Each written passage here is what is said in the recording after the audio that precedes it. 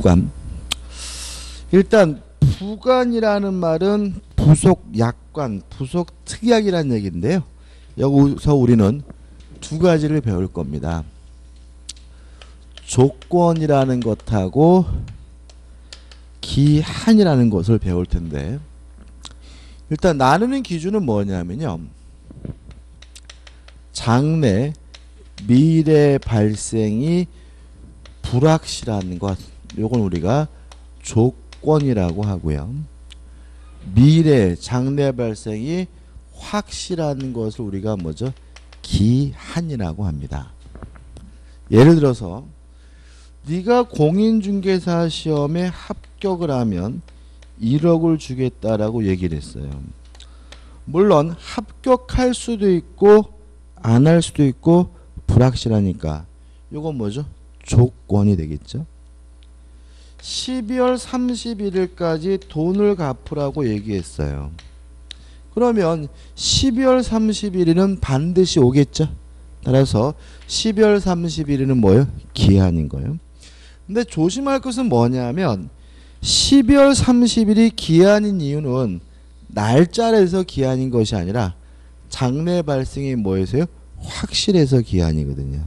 따라서 내가 죽으면 너에게 자동차를 주겠다는 것도 뭐예요? 기한이에요. 왜냐하면 저는 반드시 뒤질 테니까요. 그죠? 요것만 구별할 수 있으면 돼요. 비가 오면 우산을 주겠다라는 말하고 내일 비가 오면 우산을 주겠다는 말하고 위에 거는 조건이에요? 기한이에요? 기한이죠. 왜요? 언젠가는 반드시 비가 올 테니까. 그죠? 내일 비가 오면 요건 뭐죠? 조건이죠. 내일은 비가 올 수도 있고 어떻게요? 안 올 수 있으니까. 구별할 수 있겠죠. 그죠? 다시 말하면 장래 발생이 언제든지 확실하면 뭐예요? 기한. 불확실하면 뭐죠? 조건입니다. 조금 더 볼 건데. 기한부터 먼저 보면 요 장래 발생이 확실한 기한이 도래함으로써 만약에 효과가 생긴다면 이걸 우리가 시기라고 하고요. 만약에 기한이 도래함으로써 효과가 없어진다면 이걸 우리가 뭐라 그러냐면 종기라고 해요. 예를 들어 임대차 계약을 하면서 내년 1월 1일부터 12월 31일까지다 라고 계약을 하면 1월 1일이 도래하게 되면 임대차 계약의 효과가 생길 테니까 이건 뭐죠? 시기고요.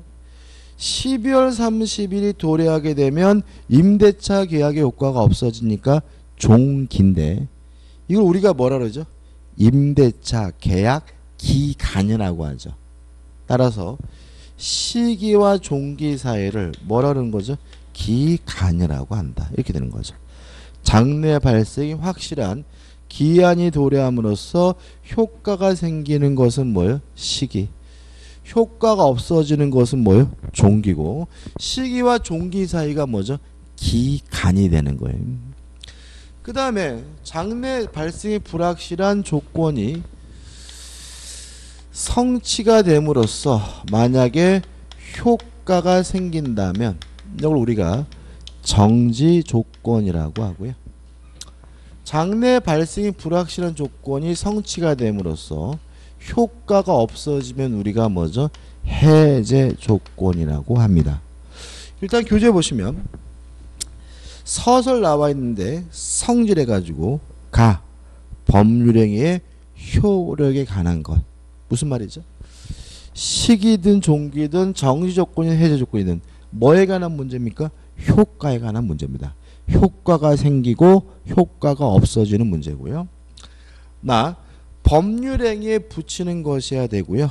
다 법률행위에 동시에 부과해야 돼요. 만약에 법률행위를 하고 나서 나중에 붙인다면 그거는 별도 계약인 것이지 부속약관 부과는 아니고요. 조건 기한은 장래에 실현될 수 있는 것이어야 되고요.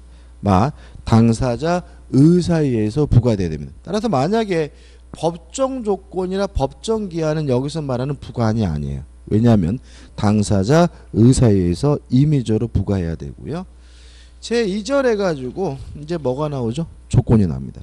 의의는 장래 발생이 불확실한 것이 뭐죠? 조건입니다. 판례는 일단은 의미가 없고 조건의 종류 해가지고 정지 조건, 해제 조건이 나와요. 넘기지 마세요. 그죠? 자, 여기서 좀 생각해 볼 게 있습니다. 일단 우리가 쉽게 말하면 불확실한 조건이 성취가 됨으로써 효과가 생기는 것은 정지 조건, 효과가 없어지는 것은 해제 조건인데 문제는 이거는 장래일이라는 거죠.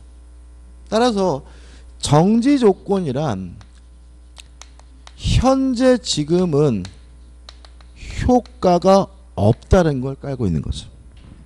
지금은 효과가 없지만 미래의 조건이 성취가 되면 효과가 생길지도 모르는 게 뭐예요? 정지 조건인 거예요. 해제 조건이란 장래 불확실한 조건이 성취가 되면 효과가 없어진다는 말은 해제 조건이란 현재 지금 이미 효과가 있다라는 거죠.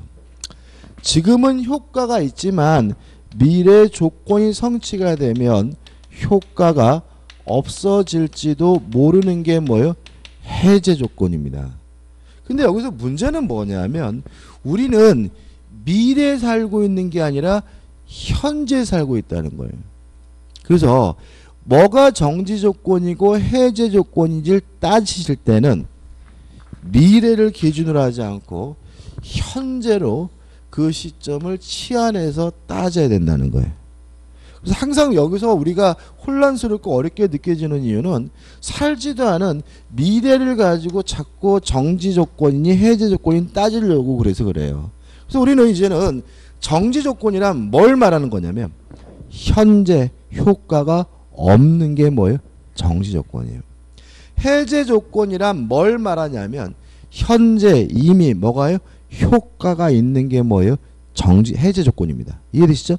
그럼 교재 맨 밑에 보시면 예컨대 시험에 합격하면 2년간 사무실을 무료로 사용케 한다는 말은 지금은 사무실로 뭐 할 수 없어요? 쓸 수가 없다는 얘기죠.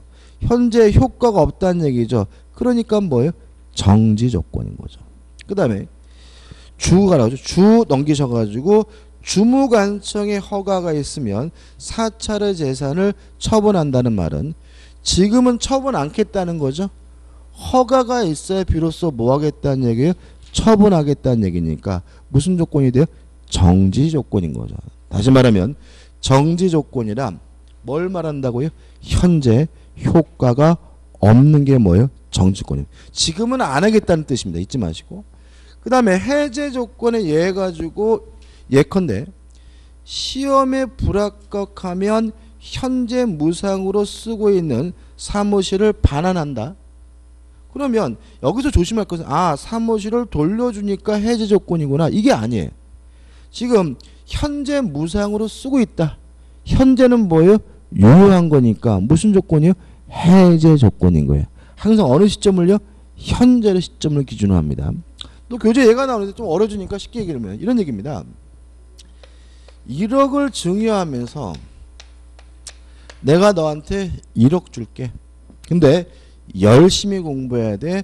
혹시라도 공인중개사 시험에 떨어지면 요거 반환해야 돼 라고 했다면 지금 당장 뭘 주겠다는 얘기예요? 1억을 주겠다는 얘기니까 무슨 조건이에요? 해제 조건이다 이런 얘기죠. 네가 공인중개사 시험에 합격하면 내가 너한테 1억을 줄게 얘기했다면 지금은 당장은 뭐예요? 안 주겠다는 얘기니까 무슨 조건이요? 정지 조건입니다. 그래서 헷갈릴 수가 있기 때문에 항상 해제 조건과 정지 조건을 따지실 때는 어느 시점으로요? 현재 시점으로 치환해 가지고 생각해 봐야 된다는 거 주의하시기 바랍니다. 판례가 나오죠? 약혼 예물의 수수가 나왔어요. 자, 이 사례는 시부모가 며느리에게 약혼 예물 줬거든요. 그러면 약혼매를 주면 예물 주면 당장 지금은 며느리 거예요? 시부모 거예요? 며느리 거죠. 따라서 뭐예요? 해제 조건. 현재 뭐라고요? 효과가 있는 거라고요. 다시 말하면 이거를 줬는데 결혼 안 하면 돌려받으니까 이러지 마시고 약혼 예물을 줬다는 말은 일단 누구 거가 돼요? 며느리 거란 얘기니까 정지 조건이 아니라 뭐죠? 해제 조건 이해하는 것이 우리 판례 입장입니다. 그 다음에 수의 조건, 비수의 조건이 나오는데 고민되는데 할까 말까 고민되는데 일단 기초각이니까 보자고요. 중요하지 않습니다. 이거는 그냥 개념이니까 그냥 들으시면 돼요. 중요하지 않습니다. 장래 발생의 불확실한 것이 뭐예요? 조건인데 요 조건의 성취 여부가 만약에 당사자 사이에서 좌우할 수 있다면 좌지우지할 수 있다면 이걸 우리가 뭐라 그러냐면 수의 조건이라고 하고요. 성취 여부가 당사자 사이에 의해서 좌우할 수 없으면 어쩔 수 없으면 이걸 우리가 비수의 조건이라고 합니다. 요 수의 조건이 다시 둘로 나뉩니다. 순수 수의 조건과 그 다음 뭐가 나오냐면 단순 수의 조건으로 나뉘어요. 일단 순수 수의 조건이라는 것은 뭐냐면 순수하게 아무것도 없고 오로지 당사자 의사만 있다는 얘기예요. 순수 수의 조건이 뭐라고요? 순수하게 아무것도 없고 당사자 의사만 있는 조건이 뭐죠? 순수 수의 조건이고요. 무효입니다. 야 힘드냐? 내가 마음 내키면 너한테 1억 줄게. 뭐 밖에 없어요? 걔 의사밖에 없는 거죠. 힘드냐? 내가 기분 땡기면 좋으면 너한테 50억 줄게. 누가 저한테 야 임마 너 강약이 힘들지? 너 임마 내가 기분 좋으면 너한테 50억 주게 이랬단 말이에요. 저한테 강의 때려치겠죠. 그놈이 뭐하면요 기분 좋으면 뭐요 50억 준다 그러잖아요. 그죠? 그래서 제가 어떻게 해요? 줄줄 쫓아다녔어요. 그랬더니 막 웃어요. 야 웃는구나 기분 좋구나 약수들을 50억 줬더니 웃으면서 기분 들어 이 자식아 이런단 말이죠. 그래서 제가 열받아가지고 소송 제기했어요. 아니 이 인간이 기분 좋으면 50억 주겠다는데 안 줍니다. 그럼 판사 물어보겠죠. 기분 좋아요 나빠요? 기분 들었습니다. 땡인 거예요. 다시 말하면 입증할 방법도 없고요. 강제할 방법도 없고 따라서 순수의 조건은 뭐예요? 무효니까 뭐 할 필요 없는 거죠? 이행할 필요가 없는 거죠. 그 다음 단순 수의 조건이라는 말은 조건 성취 여부만 단순하게 당사자 의사에 의해서 좌우되는 조건을 말해요. 그러니까 이건 뭐냐면 다른 것도 있다는 거예요. 예를 들면 쉽습니다. 내가 제주도로 여행 가면 너한테 꿀단지를 하나 사다 주겠다라고 했다면 여행 갈지 안 할지는 오로지 누구 마음이에요? 내라는 사람의 마음이니까 이것도 뭐예요?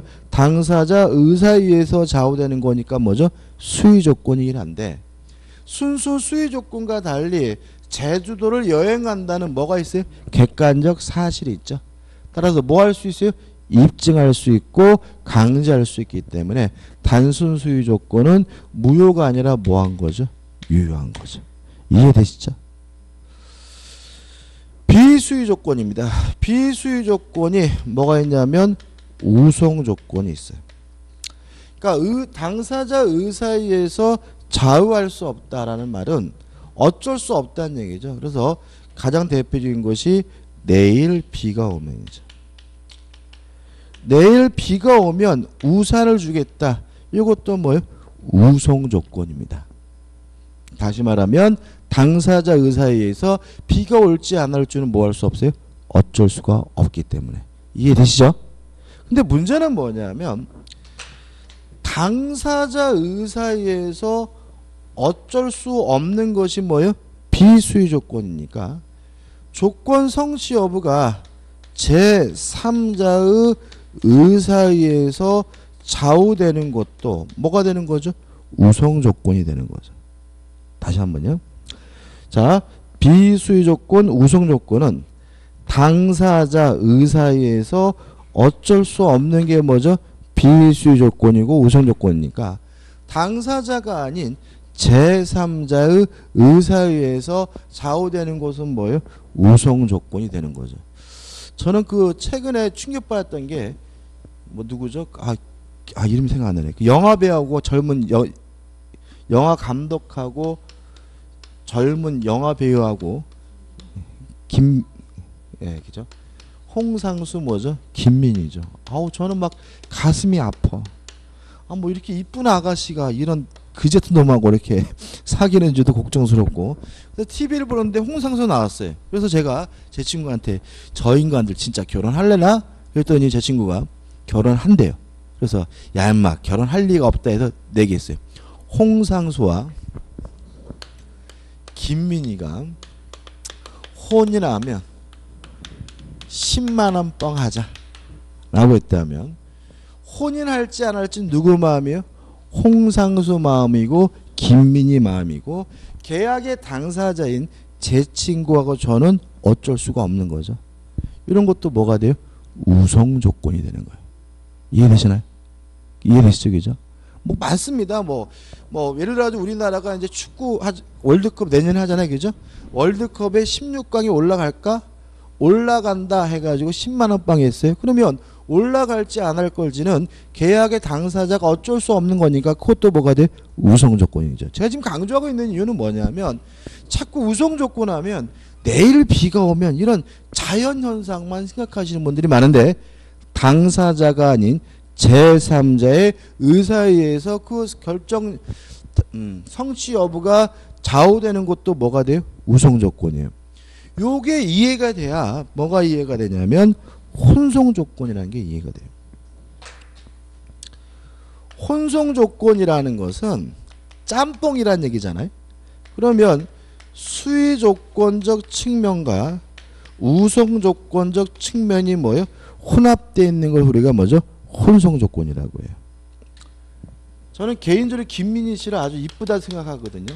근데 제 친구가 김민희를 아주 개무시하는 발언을 했어요. 야, 쟤가 이쁘냐? 아우, 좀 삐쩍 말라가지고 거미 인간에 아우. 그래서 제가 한마디 한 거죠. 야, 이 자식아, 너는 김민희 개발에 때도 못해 자식아.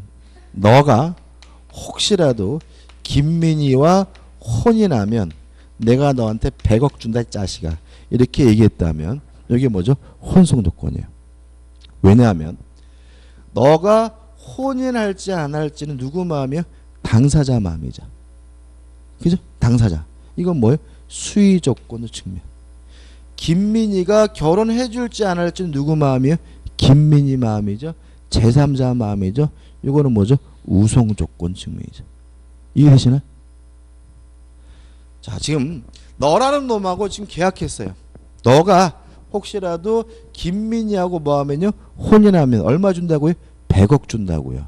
그러면 너는 누구예요? 당사자잖아요. 그놈이 결혼할지 안 할지는 누구 마음이에요? 너의 마음이니까 이거는 뭐예요? 수의 조건적 측면인 거고요. 김민희 만나기도 어렵겠죠? 만나가 억지로 결혼해 주세요 민희 씨 그랬더니 그 김민희가 혼인해 줄지 안 할지는 누구 마음이에요? 김민희 마음이죠. 제3자 마음이죠. 이거는 뭐죠? 우성 조건의 측면인 거죠. 그래서 두 가지가 혼합되어 있기 때문에 이런 걸 우리가 뭐라 그래요? 혼성 조건이라고 하는 거죠. 그지 예를 보시면 우측에 오른쪽에 맨 위에 두 번째 줄 보시 이런 말이 나왔잖아요. 예컨대 오른쪽 위에서 두 번째 줄 오른쪽에 예컨대 내가 갑과 결혼하면 이게 무슨 말이에요? 내라는 사람이 혼인할지 안 할지는 누구 마음이에요? 당사자 마음이니까 이건 뭐죠? 수의 조건의 측면이고요. 갑이 결혼해 줄지 안 할지는 뭐 누구 마음이에요? 제3자 마음이니까 이건 뭐죠? 우성 조건의 측면이니까 이게 뭐라고요? 혼성 조건이라고요. 그 다음에 또 내가 을과 동업하면 내는 뭐예요? 당사자 마음이니까 뭐죠? 수의 조건. 을이 동업해 줄지 안 할지 누구 마음이에요? 을의 마음, 제3자 마음이니까 이건 뭐죠? 우성 조건의 측면이 되는 거죠. 그래서 뭐죠? 혼성 조건이 되고요. 수험적으로는 중요한 건 아닌데 여기서 무효가 되는 거는 뭐만 무효냐면 순수 수의 조건만 무효입니다. 나머지 것들은 반사회적이지 않다면 뭐죠? 유효합니다. 그 다음에 가장 조건 해가지고 불법 조건, 기성 조건 이렇게 나와 있는데 요거는 자 올해 시험 문제가 참 재밌는 게 여기서 1번 문제가 나왔어요. 여기서 1번. 그러니까 원래는 보통 이제 반사회적 법률행위 1번 문제가 나오거든요. 근데 올해 출제자는 여기서 1번 문제를 냈더라고요. 좀 특이하긴 한데 오늘은 안 할 거예요. 왜요? 일단 나중에 쉽게 급파할 수 있기 때문에 기초 확인 때는 안 할 겁니다. 넘겨보시면 조건을 붙일 수 없는 법률행위에서 가장 중요한 것은 뭐냐면 가족법상 행위에는 조건을 붙이지 못한다는 거 기억해 두시기 바라고요. 193조를 볼 겁니다. 자, 150조가 나와 있죠. 법조문을 한번 볼게요. 이게 또 무슨 말인지 알면 돼요. 예를 들면 쉬워요. 갑이 을한테요. 뭐라고 얘기했냐면 네가 공인중개사 시험에 합격을 하면 1억을 주겠다라고 얘기를 했어요. 좋은 말인가 이런 말이요? 좋은 말 아니죠. 네 대가리 가지고는 안 돼 이런 뜻이죠. 그죠? 야 임마 네가 공부할 때가 이 자식아 임마 네가 붙으면 임마 내가 너한테 1억 줄게 이런 뜻인 거예요. 그죠? 을이 열받았어요. 뭐 이런 그지 같은 자식 나를 무시해가지고 을이 미친 듯이 뭐 하는 거죠? 공부를 시작한 거죠. 그래서 어떻게 학원에 와서 등록하고 배불띠가 시작해서 수업도 듣고 막 열심히 해요. 근데 갑이 가만 보니까 이거 냅뒀다가 진짜 합격할 것 같아요. 그래서 공부 못하게 집에다가 불 질러버렸어요.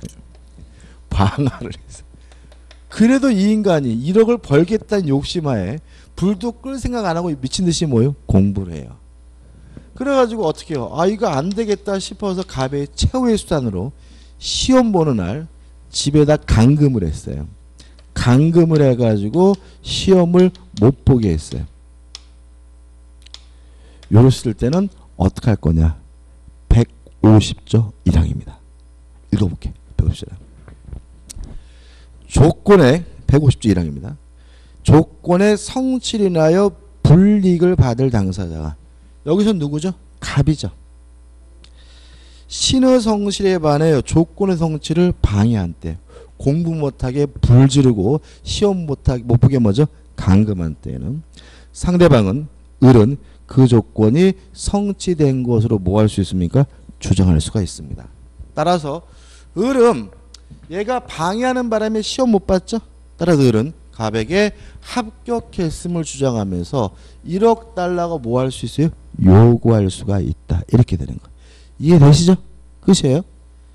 자, 근데 갑이 을에게 합격하면 1억을 주겠다라고 얘기했더니 역시나 갑의 예상대로 전혀 공부를 안 해요.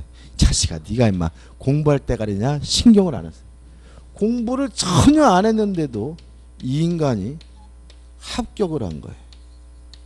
여러분 공부해 보시니까 아시겠지만 이거 공부 안 하고 붙을 시험이 아니잖아요. 그죠? 그죠? 그래가지고 갑이 좀 알아봤더니 이놈이 실력이 좋아서 합격한 게 아니라 시력이 좋아서 컨닝을 해가지고 합격했다는 사실이 밝혀졌어요. 그럴 때는 어떻게 할 거냐? 2항이에요. 2항 보시면 조건의 성취로 인하여 이익을 받을 당사자가 누구죠? 을이죠. 신의 성실에 반하여 조건을 뭐요? 성취시킨 때는 쉽게 말하면 컨닝에서 뭐한 때는요?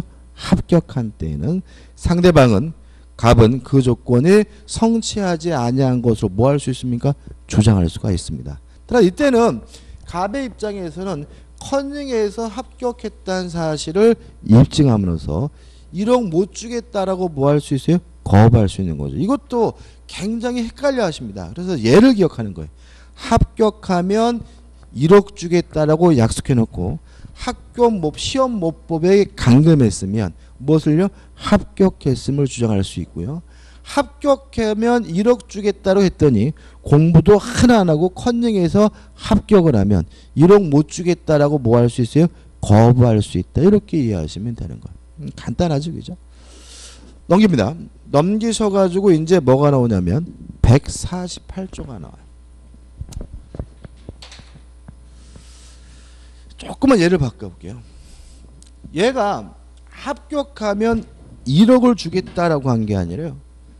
합격하면 내가 살고 있는 아파트를 주겠다라고 했어요. 그랬더니 유리 미친 듯이 뭐 하기 시작한 거죠? 공부를 시작한 거죠. 무슨 말입니까? 네 대가리고 안 돼 자식아. 네가 붙으면 내가 살고 있는 이 집 너한테 줄게. 라고 했더니 을이 뭐예요? 미친 듯이 공부를 하는 거죠. 그죠? 물론 공부 못하게 방해해봤자 의미 없죠. 시험 못 보게 뭐죠? 방해해봤자 을은 합격됐음을 뭐 할 수 있어요? 주장할 수가 있는 거잖아요. 그래서 갑이 꼼짝없이 이 아파트를 뭐 할 것 같아요? 뺏길 것 같아요. 그래서 내가 너한테 아파트를 뺏길 수는 없다 해가지고 병한테 팔아먹었어요. 팔아먹고 병한테 이전 등기를 해줬을 때 요 매매 계약은 어떻게 할 거냐. 다시 한번요. 합격하면 아파트를 주겠다라고 약속해놓고 그 아파트를 뭐 해버렸어요? 팔아버렸어요. 148조입니다. 법정 보시면 조건 있는 법률행위의 당사자는 조건의 성부가 미정한 동안에 조건의 성취로 인하여 생길 상대방의 이익을 뭐하지 못해요? 해하지 못합니다. 다시 한번 읽어볼까요? 조건 있는 법률의 당사자는 조건의 성부가 미정한 동안에 194페이지요. 194페이지 찾으셨죠? 194페이지 중간에 저문 148조입니다. 다시 한번요. 조건 있는 법률 당사자는 조건의 성부가 미정한 동안에 무슨 말이에요? 우리 열심히 뭐요? 공부하고 있는 동안에 조건의 성취로 인하여 생길 상대방의 이익을 뭐하지 못해요? 해하지 못한다로 되어 있죠. 결국은 우리 148조가 이런 매매는 하지 말라고 뭐하고 있는 거예요? 금지하고 있는 거죠. 그죠? 팔면 을은 합격해도 받을 아파트가 없잖아요. 문제는 뭐냐면 우리 148조가 하지 말라고 뭐만 하고 있어요? 금지만 했고요. 그래도 했을 때는 효과가 어떻게 되는지에 대해서는 아무런 규정이 없어요. 그래서 뭘 읽어봐야 되냐면 판례를 읽어봐야 되는데 판례 보기 전에 결론을 말씀드리면 이렇습니다. 우리 판례는요. 요 148조가 하지 말라고 금지하고 있으니까 요 매매 계약은 일단은 무효라고 봅니다. 뭐라고요? 무효. 그러면 여기서 의문이 생겨요. 병이 난리가 나겠죠.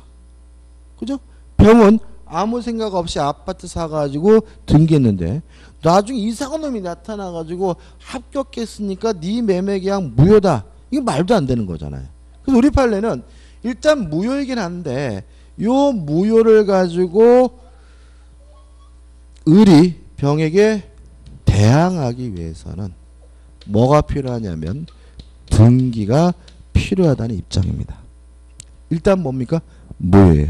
다만 무효를 가지고 제3자에게 대항하려면 뭐가 필요해요? 등기가 필요해요. 이렇게 또 의미 들죠. 합격하면 아파트를 넘겨주겠다는 이런 것도 등기할 수 있을까요? 할 수 있어요. 오늘 좀 이따 할 건데 가등기하는 것이 가능합니다. 가면 좀 웃겠죠?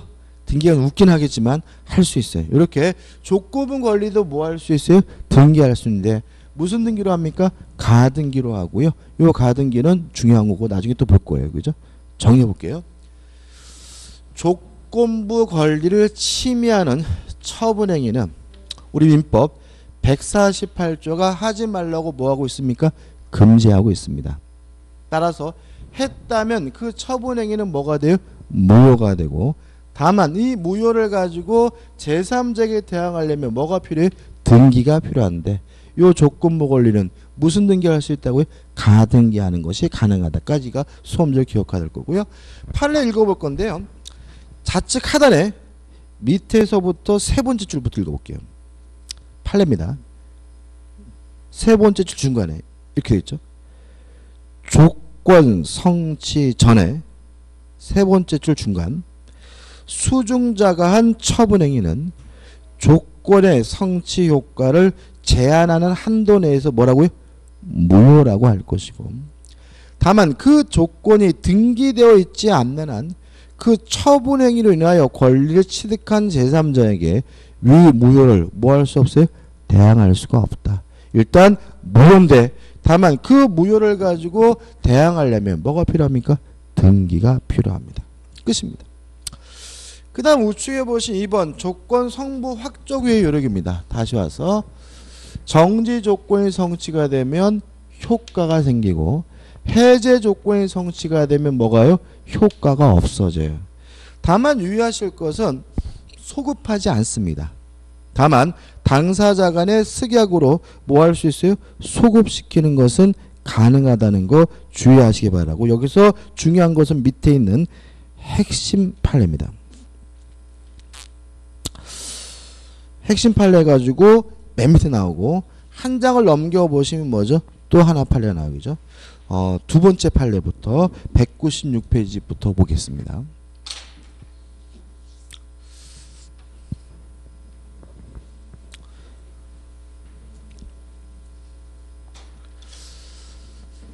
정지 조건이란 사실은요. 누가 입증하냐면요. 효과 발생을 부정하는 자가 다투는 자가 입증합니다. 왜냐하면 정지 조건이란 현재 뭐가 없는 거예요? 효과가 없는 거니까요. 다만 요 정지 조건이 성취됐다는 사실은 누가 입증하냐면요. 효과 발생을 주장하는 자가 입증합니다. 왜냐하면 정지 조건이 성취가 되면 뭐가 생겨요? 효과가 생기니까요. 제가 제 아들한테 이런 얘기 했어요. 아들이 없지만 예를 들어서 아들아 네가 열심히 공부해서 5등 안에 들면 아빠가 스마트폰 최신식으로 바꿔줄게. 그랬어요. 그랬더니 이놈이 뭘 잘못 쳐먹었는지 당장 바꿔달라고 떼굴떼굴 굴러요. 그럼 제가 뭐라 그랬어요? 야, 이 자식아 지금 아빠가 언제 지금 바꿔준다 그랬어 이 자식아. 네가 나중에 5등 안에 들면 바꿔준다 그랬지. 라는 말은 저는 정지 조건임을 입증 주장하는 거죠. 누가요? 스마트폰 사주기 싫은 제가. 이해되시죠? 다시 말하면 정지 조건임은 누가요? 이행하기 싫은 사람이 입증하는 겁니다. 왜냐하면 정지 조건이 현재 뭐가 없는 거예요? 효과가 없는 거니까요. 그래서 이놈이 어떻게 해요? 정신 차리고 알았어 아빠 해가지고 진짜 미친 듯이 공부했어요. 진짜 5등 안에 들면 잠도 안 자고 제가 퇴근하길 기다리겠죠? 기다리고 있다가 뭘 보여주겠어요? 아빠 나 3등 했어. 뭘 입증하는 거예요? 정지 조건이 성취됐음을 입증하는 거죠. 누가요? 효과 발생을 주장하는 자가요. 자, 196페이지 맨 위에 판례 읽어봅니다. 196페이지 맨 위에 판례. 어떤 법률행위가 조건의 성취 시 법률행위 효력을 발생하는 소위 정지 조건부 법률행위에 해당한다는 사실은 그 법률행위로 인한 법률 효과의 발생을 저지하는 사유예요. 왜 정지 조건이 효과 발생을 저지하는 사유죠? 정지 조건은 현재 효과가 없는 게 뭐예요? 정지 조건이니까. 저지하는 사유였어. 누가요? 그 법률 효과의 발생을 다투려는 자가, 법률 효과를 어떻게 해요? 부정하는 자가 주장 입증 책임이 있다. 이해되시죠? 자, 이런 판례가 이해되려면 다시 말하면 정지 조건이란 현재 뭐가 없는 걸 말합니까? 효과가 없는 것을 말하고요. 정지 조건이 이미 입증되면 뭐 할 필요 없습니까? 이행할 필요가 없다는 거 꼭 기억해 두셔야 되는 거예요. 이해되시죠? 그렇죠? 대표이지 풀어볼게요. 정지 조건부 법률에 관한 설명으로 틀린 것은 1번 조건이 불성취로 확정되면 그 법률은 무효다. 맞나요? 정지 조건은 효과 없습니다. 그래서 보세요. 여기로 보셔야죠. 성취되면 비로소 뭐가 생겨요? 효과가. 불성취로 확정됐어요. 영원히 뭐예요? 무효겠죠. 따라 1번은 뭐죠? 맞는 지문이죠. 왜요? 정지 조건이란 현재 뭐가 없는 거예요? 효과가 없는 거예요. 나중에 외울 겁니다. 이거는. 2번 정지조건부 권리는 조건이 성취되지 않는 동안 소멸시효가 진행되지 않는다. 이게 기출문제거든요. 나온 문제거든요. 자, 아까 우리가 이런 게 있죠. 소멸시효가 완성되려면 권리행사가 가능해야 된다 그랬죠. 정지조건은 현재 뭐죠? 무효입니다. 권리행사가 불가능해요. 그잖아요. 그러니까 소멸시효가 진행되지 않는다. 맞죠? 이해되시나요? 아까 제가 소멸시효 말씀드리면서 소멸시효가 뭐라고요? 완성되려면 권리행사가 어떻게 해요? 가능해야 된다. 그죠? 정지조건은 뭐라고요? 현재 효과가 없는 거예요. 그러면 정지조건이 성취되지 않았다면 효과가 없는 거니까 권리행사가 불가능한 거니까 소멸시효가 완성되지도 않고 뭐도 안 되겠어요? 진행되지도 않겠죠. 소멸시효가 뭐가 돼요? 정지가 된다 이런 얘기잖아요. 그러니까 이게 왜 아까 제가 소멸시효 열심히 설명드렸냐면 자꾸 이런 식으로 문제를 내서 그래요. 정지조건은 현재 뭐가요? 효과가 없는 거. 소멸시효가 완성되고 진행되려면 권리행사가 어떻게 해요? 가능해야 된다. 따라서 정지조건이 성취되지 않는 동안은 소멸시효가 뭐 되지 않아요? 진행되지 않고 완성되지도 않아요. 3번 조건 성취가 미적인 권리도 일반 규정에 의하여 처분할 수 있고요. 4번 조건 성취 효력은 원칙적으로 법률행위가 성립한 때부터 발생한다. 맞죠? 왜요? 정지조건은 현재 뭐가 없어요? 효과가 없지만 조건이 성취가 되면 그때 비로소 뭐가 생겨요? 효과가 생기니까 답은 뭐죠? 4번이죠. 5번 소유권 유보 이렇게 나와 있죠? 좀 설명드리면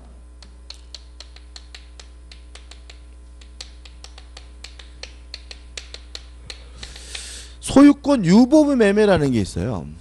요거는 지금은 잘 안 합니다. 과거에 전축이나 TV와 같은 고가 제품을 월부로 구입할 때 많이 했던 게 뭐예요? 소유권 유보부 매매예요. 예를 들어 볼게요. 갑이 운영하는 전자대리점 가가지고요. 을이 전축을 월부로 구입했어요. 요새는 전축 없죠. 옛날에는 전축하면 뭐죠? 그 뭐죠? 이렇게 재산 목록 1호 해가지고 이제 뭐 파이오니아 뭐 그죠? 해가지고 비쌌잖아요, 그죠? 월부로 구입을 했는데 문제가 있습니다. 월부로 구입하게 되면 갑이 을에게 전축을 뭐 하게 되냐면 인도를 하게 돼요. 그러면 요 전축의 소유권이 을에게 넘어가 버리고요. 그러면 나중에 을이 월부금을 제대로 안 주더라도 갑은 전축을 들고 올 수가 없어요. 이미 누구 거예요? 을 거니까요. 그래서 어떤 내용의 계약을 하냐면 내가 당신에게 전축을 인도해 주지만 그 소유권은 아직도 나에게 있습니다라는 내용의 계약을 하고 이게 뭐예요? 소유권 유보부 매매예요. 이해되시나요? 자, 월부로 계약을 하면서 전축을 뭐예요? 주잖아요. 근데 주는데 줬다는 이유로 인도했다는 이유로 상대방에게 뭐가 넘어가 버려요? 소유권이 넘어가 버리면 월급을 안 낸다는 이유로 전축을 들고 올 수가 없어요. 왜냐하면 이미 누구 거예요? 을 거니까요. 그래서 어떤 식의 계약을 하냐면 내가 당신에게 전축을 인도하지만 이 전축은 아직도 나에게 소유권이 있습니다라는 내용의 계약을 하게 되는데 이걸 뭐라 그래요? 소유권 유보부 매매라고 해요. 그럼 을은 인도받았더라도 지금은 뭐가 없는 거죠? 소유권이 없는 거죠. 언제 비로소 소유권을 갖게 돼요? 월부금을 완납해야 비로소 뭘 갖게 돼요? 소유권을 가지니까 이것도 뭐인 거예요? 정지 조건인 거예요. 5번 소유권 유보 약정이 있는 경우 특별한 사정이 없는 한 매매대금의 전부의 지급이라는 조건이 성취될 때까지는 누구 거예요? 매도인이 목적물의 소유권을 보유한다. 맞고요. 외로서 이것은 정지조건부 거래이기 때문에 그렇습니다. 끝입니다. 자, 기한입니다. 의 뭐죠? 장래 발생이 확실한 것이 뭐예요? 기한. 우측에 종류해 가지고 효과가 발생하는 것은 뭐예요? 시기. 효과가 없어지는 것은 뭐예요? 종기. 이렇게 되고 2번에서 확정기한 불확정기한이 나오죠. 이런 얘기죠. 12월 31일까지 돈을 갚으라라고 했다면 12월 31일은 반드시 도래하니까 뭐예요? 기한인데 언제 도래할지 그 시점도 정해져 있죠. 이걸 뭐라 그러죠? 확정기한이라고 하죠. 내가 죽으면 너에게 자동차를 주겠다라고 했다면 저는 반드시 뒤질 테니까 이것도 뭐가 돼요? 기한이 되겠지만 언제 죽을지는 모르죠. 오늘 당장 뒤질 수도 있고 뭐 30년에 뒤질 수도 있고 뭐 40년에 뒤질 수 있잖아요. 이런 걸 우리가 뭐라 그래요? 불확정 기한이라고 합니다. 넘기지 마세요. 그죠? 여기서 우리가 개념과 관련돼서 판례를 볼 건데 요 판례가 위에 세 가지가 있잖아요. 세 번째 판례만 볼게요. 자, 다시 한번. 장래 발생이 확실한 것은 뭐예요? 기한. 불확실한 것은 뭐예요? 조건. 확실한 기한이 도래함으로써 효과가 생기는 건 뭐예요? 시기. 효과가 없어지는 건 뭐예요? 종기. 시기와 종기 사이를 뭐라 그래요? 기간이라고 했죠. 그죠? 자, 다번 판례입니다. 요 판례의 사실관계는 요래요. 갑이라는 사람이요. A라는 토지를 가지고 있었는데 을이 나타나 가지고 땅 좀 팔라 그래 가지고요. 둘이 요 토지에 대해서 매매 교섭을 하게 됩니다. 근데 문제는 을이 땅을 살 자금이 부족했어요. 돈이 부족하니까 매매 계약을 뭐 할 수 없었어요? 체결할 수가 없었어요. 근데 을이 갑한테 이러는 거죠. 안 팔 겁니까? 갑이 어떻게 해요? 내가 안 판다 그래서 자식아 네가 지금 돈 없어서 못 사는 거지. 그랬더니 을이 뭐라 하냐면 돈이 지금은 없지만 조금 있으면 자금이 들어옵니다. 그러니까 일단 나에게 임대를 해주시고 일단 임대를 해주시고 좀 있으면 뭐가 들어요? 자금이 들어올 테니까 그때는 제가 매수하겠습니다라고 얘기를 해요. 그래서 갑이 어떻게 해요? 팔당이니까 좋다 해가지고 뭐예요? 임대차 계약을 하게 되는 거예요. 뭐에 대해서요? 토지에 대해서. 갑이 을한테 물어봤어요. 그럼 돈은 언제 들어오는데? 그랬더니 넉넉 잡고 3개월 후면 들어옵니다. 이런단 말이죠. 그러니까 이 임대차 계약 기간을 1년이다 2년이다라고 하기가 대단히 애매하잖아요. 몇 개월은? 3개월 있다 오면 지가 산다니까. 그래서 기간을 뭐라고 정하냐면 임차인에게 매도할 때까지 라고 해가지고 뭘 했어요? 임대차 계약을 했어요. 이해되시죠? 3개월 안 사 이 자식이 1년 안 사. 그래서 갑이 어떻게 해요? 열받는 거죠? 안 살 거면 나가라고.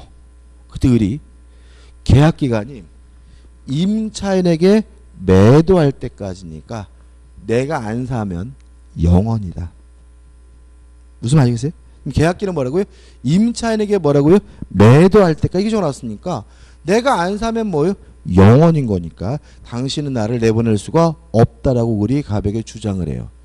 갑이 환장하겠죠? 지나치게 짧아서 뭐예요? 이렇게 정했는데 나중에 이러면 뭐예요? 지가 안 사면 뭐예요? 영원이다. 이럴 수 해석하니까 뭐죠? 둘 간에 분쟁이 생긴 거죠. 결론입니다. 4번이에요. 임대차 계약을 체결함에 있어서 임대 기한을 본권 토지를 임차인에게 매도할 때까지 정했다면 왜 그런지 아시겠죠? 별다른 사정이 없는 한 그것은 도래할지 여부가 불확실한 것이므로 기한을 정한 것이라고 볼 수는 없으니 위 임대차 계약은 기간에 약정이 없는 것으로 해석함이 상당하다. 무슨 말입니까? 요거는 임차인이 살 수도 있고 안 살 수도 있고 불확실한 거죠. 불확실하니까 이거는 기한이 아니라 뭐란 얘기예요? 조건이라는 거죠. 다시 말하면 시기와 뭐가요? 종기 사이가 뭐예요? 기간인데 뭐가 없어요? 기한이 없죠. 기한이 없으면 뭣도 없는 거예요? 기간도 없다는 거예요. 그래서 결국 이 임대차는 뭐가 된다고요? 뭐가 된다고요? 기간에 약정이 없는 것으로 어떻게 해요? 해석하면 뭐죠? 상당합니다. 그래서 우리가 뒤에 토지 임대차를 공부하겠지만 값은 아무 때나 내보낼 수 있는 거예요. 뭐가 없기 때문에 기간이 없는 거니까. 을이 주장대로 지가 안 살 때까지 영원히 이 토지를 사용할 수는 없다는 게 우리 판례 입장입니다. 다시 말하면 기한이 있어야 무엇도 있어요? 기간도 있는 겁니다. 왜요? 시기와 종기 사이가 뭐예요?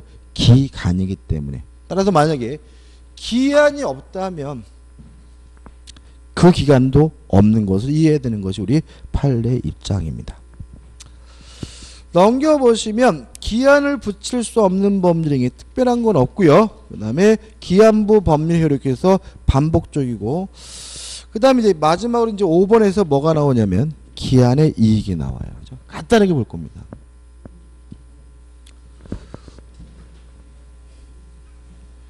오늘 별로 기분이 안 좋으세요, 다들이요?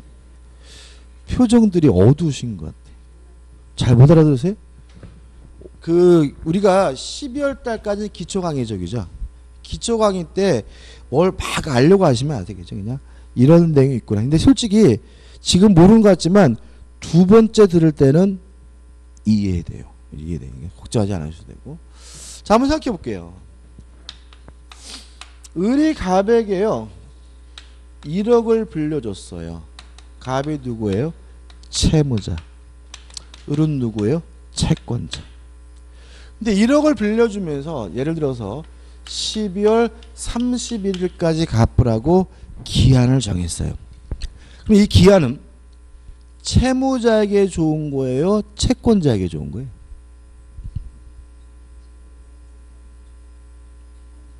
채권자가요?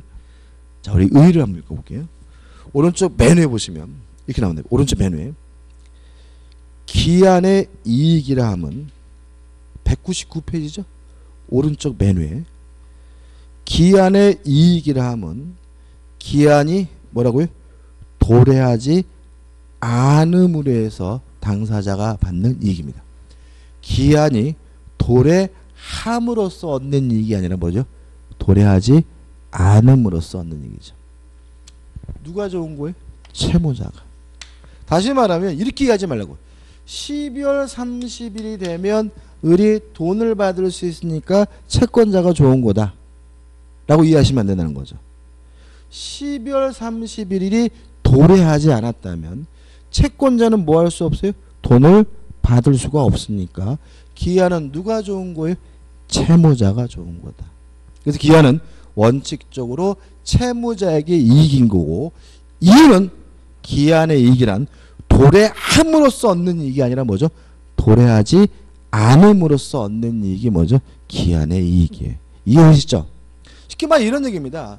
친구한테 돈 100만 원 빌려줬어요. 기한 안 정했어요. 아무 때나 돈 달라고 할 수 있는 거죠. 근데 괜히 이달 말일까지 줘라라고 기한을 정했어요. 그러면 채권자는 말일까지 기다려야 되잖아요. 말일까지 돈 못 받잖아요. 다시 말하면 기한은 누구에게 불편한 거예요? 채권자에게 불편한 거예요. 기한은 누구에게 유리한 거예요? 채무자에게 유리한 거죠. 그래서 원칙적으로 기한은 채무자입니다. 그래서 2번 기한의 이익을 갖는 자 해가지고 기한의 이익은 원칙적으로 채무자에게 있는 것으로 뭐합니까? 추정합니다. 물론 예외적으로 채권자에게도 있는 경우가 있지만 그건 오늘 안 할 겁니다. 안 할 거고, 하단에 보시면 3번 기한의 이익 포기가 있죠. 자유롭게 포기할 수가 있습니다. 다만 밑에서 두 번째 줄 임의로 이를 포기할 수 있다. 그러나 기한의 이익이 당사자 쌍방을 위하여 붙여진 경우에는 상대방의 손을 배상하고 뭐 할 수 있어요? 포기할 수 있다. 이렇게 나와있죠. 이게 말을 이해해야 되는데, 자, 을이 갑에게 1억을 빌려주면서 이자를 안 받아요. 그러면 이 기한은 채무자만 좋은 거고 채권자는 하나도 안 좋은 거예요. 이자가 없다면 12월 31일까지 기다려봤자 채권자한테 생기는 건 없잖아요. 이때는 갑은 언제나 자유롭게 뭐 할 수 있어요? 포기할 수가 있는 거예요. 그래서 굳이 12월 31일까지 기다릴 필요는 없고요. 돈 생길 때 아무 때나 뭐 하면 돼요? 돈을 갚으면 되는 거죠. 이해되시죠? 그죠? 근데 만약에 12월 31일 날 갚되 이자를 예를 들어서 1,000만 원 줘라 라고 이자를 주기로 했다면 미리 돈을 갖게 되면 채권자가 이자를 덜 받죠. 그때 뭐가요? 손해가 생기죠. 이때는 뭘 해야 된다는 거예요? 손해를 배상해야 포기할 수가 있다는 얘기예요. 자, 이건 우리가 뭘 생각하시면 되냐면 중도상환 수수료를 생각해 보시면 돼요. 은행에서 대출을 받을 때는 뭘 내요? 이자를 주잖아요. 근데 3년 상환으로 돈을 빌렸는데 1년 만에 갚으러 가면 은행 직원이 아유 고마워요 이런 게 아니라 중도상환 수수료를 내라는 얘기죠. 왜요? 지가 받을 이자가 뭘 받다는 거예요? 손해봤다는 거죠. 그러니까 뭘 해달라는 거예요? 손해배상을 해달라는 얘기입니다. 그래서 이거는 결국 뭐냐면 중도상환 수수료의 법적 근거가 되는 규정이에요. 무슨 말이겠죠? 다만 손해배상이란 말이 어감이 대단히 뭐예요? 부정적이기 때문에 뭐라고요? 중도상환 수수료라는 이상한 말을 쓸 뿐이지 자신들이 뭐죠? 손해 발생했으니까 뭘 해달라는 얘기죠? 손해배상을 해달라는 얘기죠. 넘겨보시면 기한의 이익에 상실해가지고 상실 사유가 나옵니다. 채무자가 담보를 손상하거나 감소 또는 멸실하게 한 때는 기한의 이익을 상실하고요. 채무자가 담보 제공 의무를 이행하지 아니한 때는 기한의 이익을 상실하고요. 3. 채무자가 파산한 때는 기한의 이익을 상실합니다. 뭐 라는 큰 의미 없죠. 뭔 소리냐 이런 얘기죠. 우리 갑에게 1억을 빌려주면서 12월 31일 날 돈 받기로 했어요. 우리 갑에게 물어본 거죠. 담보는 내가 내일 모레 설정해 줄게라고 약속해 놓고 담보를 설정을 안 해준다면 을의 입장에서는 12월 31일까지 뭐 할 수 없어요? 기다릴 수가 없어요. 채무자가 담보 적용 의무를 뭐 하지 않았어요? 이행하지 않은 때가 나오는 거죠. 담보는 그랬더니 갑이 어떻게 해요? 알았어 해가지고 갑 소유 A 건물에다가 뭘 설정했냐면 저당권을 설정했는데 문제 없는 거죠. 근데 을이 지나가는데 이 그제놈이 이 추운 날씨에 우통 벗고 막 이 건물을 뭐 하고 있는 거죠? 철거하고 있는 거죠. 이때 을이 야 자식 힘세네 알통 멋있는데 이러고 감탄할 문제는 아닌 거죠. 왜냐하면 건물이 없어지면 무엇도 없어지죠? 저당권도 없어지는 거죠. 채무자가 담보를 손상하거나 감소 또는 멸실하게 한 때는 채무자는 뭘 상실합니까? 기한의 이익을 상실하기 때문에 채권자는 당장 돈을 갚으라고 뭐 할 수 있어요? 즉시 변제를 청구하는 것이 가능하다까지만 정리하시면 됩니다. 이 부분은 판례 이런 거 안 볼 겁니다. 그래서 정리해 볼게요. 자, 기한의 이익은 누구에게 있습니까? 채무자에게 있는 것으로 추정을 합니다. 다만 이자 등을 받아서 채권자에게도 기한의 이익이 있는 경우가 있는데 합쳐보면 채무자만 기한의 이익이 있는 경우에는 채무자는 자유롭게 포기할 수가 있지만 채권자에게도 기한의 이익이 있는 경우에는 손해를 배상해야 포기할 수가 있고요. 또 채무자가 담보를 손상 감소 멸실시키거나 채무자가 담보 제공 의무를 이행하지 않거나 채무자가 파산한 경우에는 기한의 이익을 상실하기 때문에 채권자는 당장 돈을 갚아라 뭐 할 수 있죠? 즉시 변제를 청구할 수가 있습니다. 까지입니다. 여기까지 해서 민법 총칙이고요. 좀 쉬었다가 이제 물권법으로 들어갈 겁니다.